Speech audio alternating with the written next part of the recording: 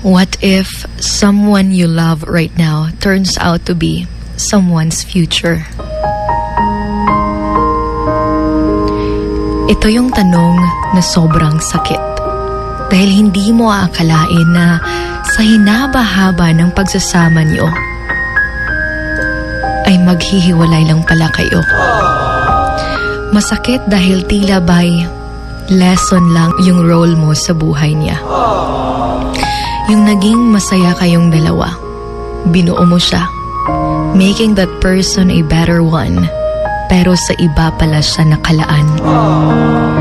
May nabasa nga ako, sabi, tulad ng tula, hindi natin pwedeng ipilit ang di talaga tugma.